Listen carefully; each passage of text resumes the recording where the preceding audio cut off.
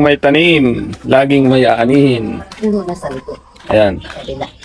Aani ulit tayo. Laki ng lalaki.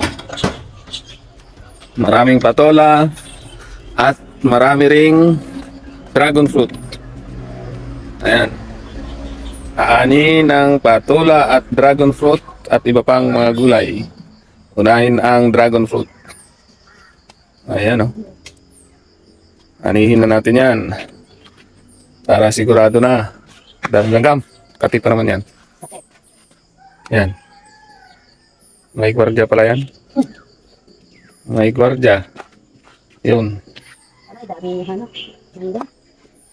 Kati niya. Sakit. Hindi pa to. Hindi pa na. Alanganin. Tama yung tatlo dyan. Tatlo rin sa loob. 6. Grabe itong dalawa ko. Kaya nga. Sa isang... Dami pa lang. Parang yung inayos ko dati naputol na nga. Hindi kaya? Aywan. Sayang yun. May bunga pa naman yun. Pero wala namang nalaglag dyan. Ay, paano makukuhain mo doon? Ayan. Ayan ang hinog na hinog. Doon sa kabila. Paano makuha? Yung isa no. Sino mahirap kapag nandiyan na. Hmm.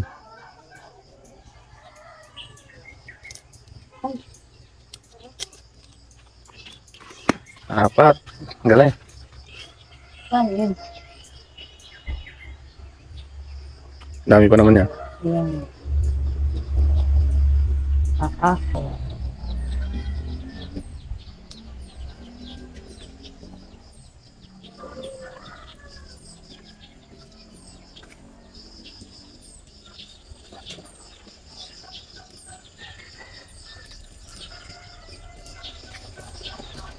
Paano yun doon? 5. Mayroon pang isa. Hilahin dyan sa kabila. Mayroon pang isa doon.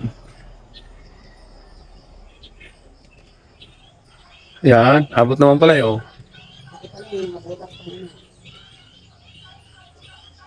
Yun. Galing. May solusyon. Ayan. May 6 na dragon fruit ngayon. Pangalawang harvest. Ganda. Okra naman tayo dito sa likod ng bahay. Nakuha na. Meron? Meron.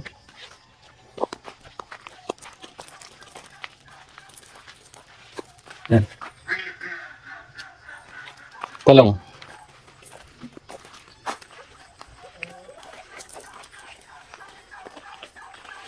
Patola ang marami.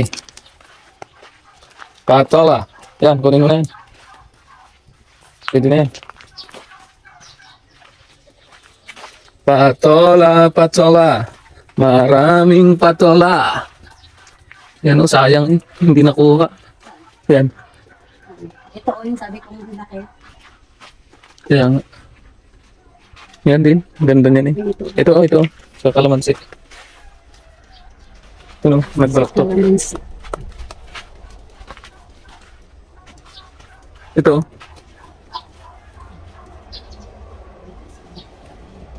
Pati mga okra, ang daming hindi nakuha. Ito ma'am. Ito, sa kalamansi mismo. Pwede na. Pag yan ay nakalusot, wala naman.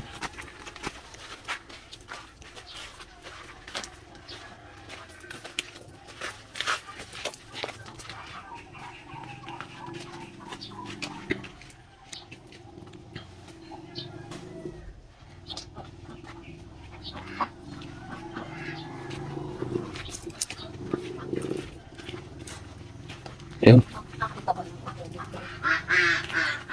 Ang violet.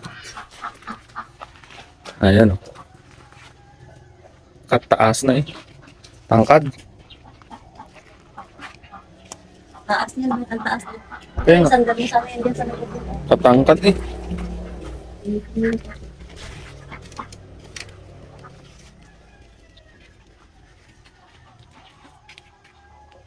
Tangkad. Ba't ito'y katangkad? Harvest time. Ito naman po ang ating mga papaya. May makunti-kunting bunga na. Ayan, may pa isa-isang bunga na po tayo. Oh. Oh.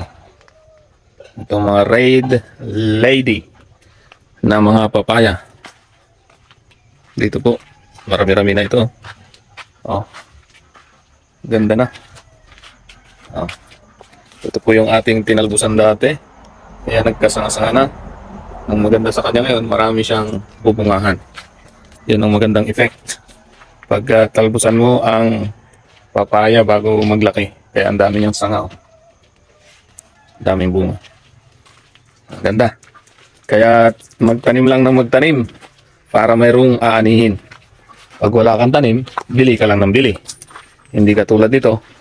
Dahil marami tayong itinanim na iba't ibang klase.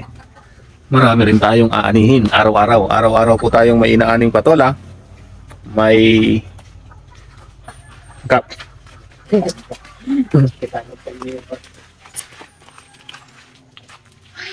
Mayroon tayong aanihin. Ayan. Kaya mabuting magtanim talaga tayo ng gulay natin.